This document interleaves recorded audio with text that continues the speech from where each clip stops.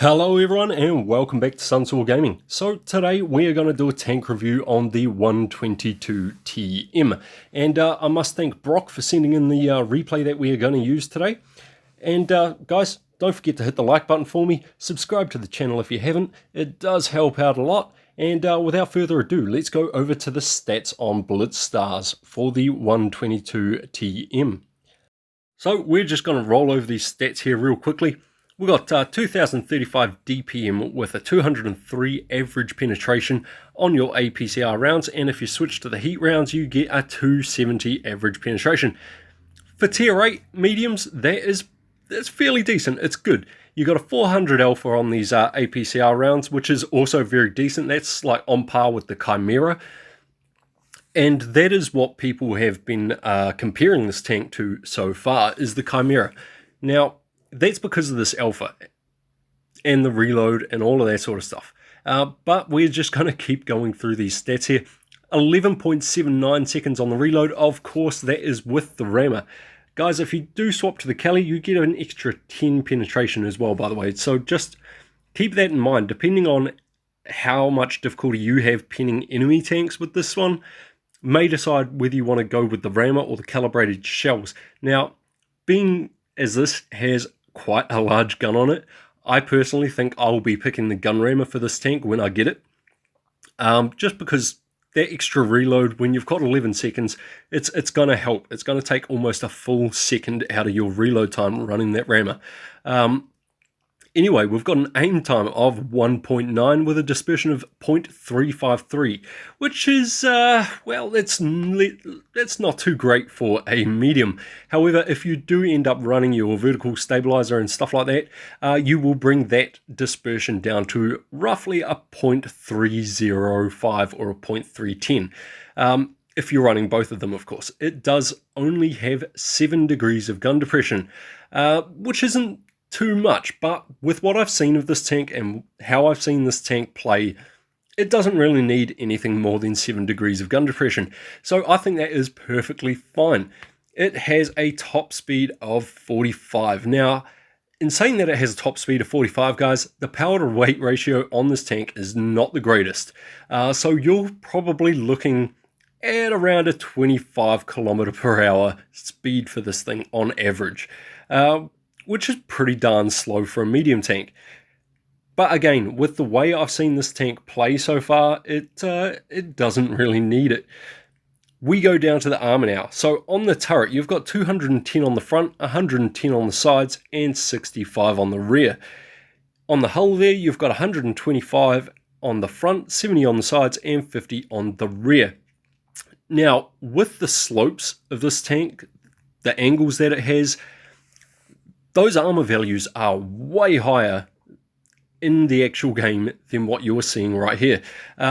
Your effective armor values are, yeah, they're definitely sitting a lot higher than that. This tank plays more like a heavy from what I've seen than it does a medium. And you're going to see that in this replay that we've got here. And thank you, Brock, for sending in this replay. I don't own the tank yet, and this was a perfect match just to show what this tank is capable of. So without further ado, let's get into this this replay, shall we? So we are on Winter Melanovka for this one. Brock has kindly sent this in. It is a great match, and thanks again, Brock. It does mean a lot. Now, if you look at the top of the screen there, we've got 3 mediums on the enemy team and only 2 on Brock's team here. So coming out this A side, could be a bit dicey for Brock unless he has the support of his TDs and his heavies do their job, of course, because getting flanked out here in the field is never a good thing. However, if the heavies do go up to seaside, they do tend to stall up there quite often. So, as you can see here, guys, off the bat, this tank, it's okay. I was a little bit wrong with its speed. It did manage to get up to 40 km/h there, which isn't too bad. But you can see that speed drops off considerably as soon as it starts going up any sort of incline. There was only a slow slope there and he lost about 10 km/h. So very nice bounce off the front of this tank here. And as you can see, just well, when he gets back out of the sniper view, the angles on this tank are just awesome. The sides not so much. You don't really want to give your enemy the side in this thing. However, it can side scrape quite well. It does also have that spaced armor, which helps with that, and very, very thick tracks on this tank by the looks of it. Now you can see Brock just using this hill here, staying hull down and keeping that front angle, and that's exactly what you want to do with this tank. You want to give them as much of a slope on that front hull of this tank as you can without actually exposing your track wheel. Now that was a very risky shot there. Went for the chance, went for it, didn't quite get it. Unfortunately, the shell eats the dirt. I would suggest not going for those kinds of shots in this tank because of the dispersion on it and because of the long reload. You can get yourself into a fair bit of trouble. Now, Brock is just going to keep playing this area, gets a nice baited shell there from the medium tank on the enemy team. Does take one, but he's making the right move here. He is pushing in. He is going to start using this tank's armor and just push these guys back because they have been in such a good hull down spot themselves. Brock hasn't managed to really be able to do too much. However, being up here, pressuring them like this and having that team support that I was talking about earlier is definitely going to pay off for Brock's team here. Now, gets that shot very nice into the hatch of the M4FL10.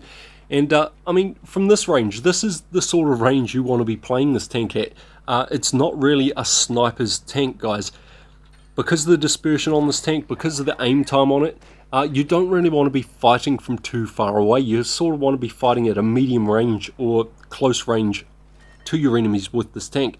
Now, he is taking shells here, which is unfortunate, but the enemy are actually getting them straight through his turret. So guys, I think if you are going to face the enemy in a hull down position with this tank, do wiggle your turret. The angles that it has, it will definitely get a lot more bounces if you do wiggle it.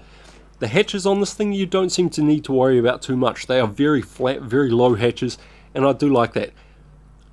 And I love a good fire. That was a good shot on the Barask there. Nice one, Brock. Anyway, using the mobility of this tank, I mean, like I say, its power to weight ratio is not the greatest. It is not the fastest of medium tanks, but you can still use that speed and get around, just like Brock has here. If you have the team support, utilize that maneuverability that it does have, and just try and be mobile. It's the best thing you can do in a medium, guys, and it goes for these slower ones as well, like this, like the Chimera. They are not the quickest of mediums, but you can still use that maneuverability, that speed to get places, because they do have the top speed. They just don't have the power to weight ratio to get there very fast. Anyway, Brock is now looking at trying to push up and help his TD on the back here. It is not looking very good for his team. It is a 4 versus 3. Although one of the enemy there is a one-shot, which shouldn't take too long to go down. But the M4FL10 doesn't have the best gun, doesn't have the best armor. I mean, its gun is very fast firing, but its penetration is quite low. So Brock in this tank here is just going to have to rely on him as best he can. Hopefully he can save his TD, gets the kill shot on that guy there. And I mean, this, at medium range, medium to close range, this gun looks very snappy. Now, you can see there, it's, whoa, that was an interesting shot. Not sure where that one quite went. I couldn't see it on my screen, but the penetration on this tank seems to be okay. So I would suggest running that gun rammer, guys. It doesn't seem to need too much on the penetration. I mean, you've got the side of the Tiger's turret here, which is very easy, and if you swap to the gold rounds like you just saw, you can go through the upper plate of the Tiger too.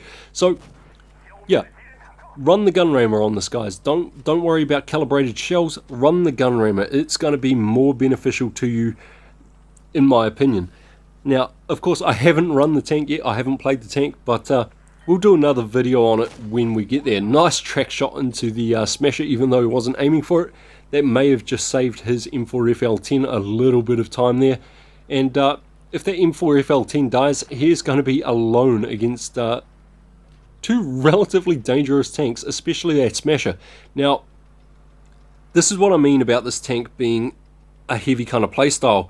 He is pulled in, he is frontline, he's the last tank against these two, and he's going to try and side scrape while capturing base B. So, great work by Brock here, just realizing what's going on, gets a nice shell into the Smasher, gets that side scraping bounce, gets missed by the TD there, which is very good. I mean, the TD quite possibly would have bounced that shell too, just like he did right there off that very angled front plate. So guys, you can see that this tank does have very effective armor. You can rely on it. However, I wouldn't push my luck. I wouldn't put this armor into the crossfire too often, but as you can see there, the Smasher was firing AP, got a bounce, and this tank is very effective with that armor, with the speed, with the gun. This thing's going to be a danger on the battlefield. Nice 4,127 damage, ace mastery, 6 kills there. Thank you again, Brock, for sending this in. Guys, I hope you learned something off this video. I hope it helped bring some of the stats to light for this tank. And until next time, stay safe, use cover. Don't forget to hit that like button for me. Cheers.